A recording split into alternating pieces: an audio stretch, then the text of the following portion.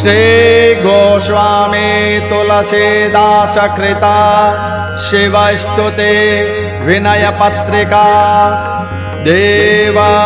भानुकुल कमल रवि कोटि कंदर्प छवि काल कलि व्यालमिव वैनतेयं प्रबल भुज दंड पर चंड कोदंड धर तूर्णवर विशिख बलमप्रमेयम् अरुण राजीव दल नयन सुषमा अयन श्यामतन कांतिवर वारिदाभं तप्त कांचन वस्त्र शस्त्र विद्या निपुण सिद्ध सुर सेव्य पाथो जनाभम् अखिल लावण्य गृह विश्व विग्रह परम प्रौढ़ गुण गौड़ महिमा उदारम दुर्धर्ष दुस्तर दुर्ग स्वर्ग अपवर्ग पति भग्न संसार पादप कुठारम शापवश मुनिवधो मुक्त कृत विप्रहित यज्ञ रक्षण दक्ष पक्ष करता जनक नृप सदसि शिव चाप भंजन उग्र भार्गवा गर्व गरिमापहरता गुरु गिरा गौरवामर सुदुस्त्यज राज्य त्यक्त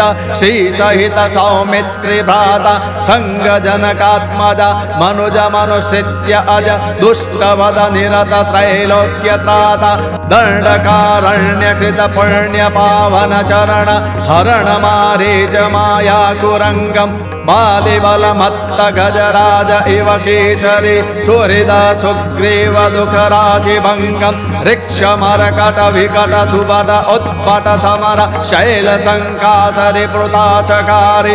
ऋक्ष मरकट विकट सुबट उत्पट समर शैल संकासरि पुत्राशकारी बद्ध पाथोदि सुर निकर मोचन सकुल दलन दश शेष भुज बीष भारी दुष्ट विबुधारि संघात अपहरण महिभार अवतार कारण अनुपम अमल अनवद्य अद्वैत निर्गुण सरगुण ब्रह्म सुमिरा विदर भूप रूपम शेष श्रुति शारदा शंभु नारद सनक घनत गुण अंत नहि तव चरित्र सोई राम कामारि प्रिय अवधपति सर्वदा दास तुलसी त्रास निधि वहेत्रम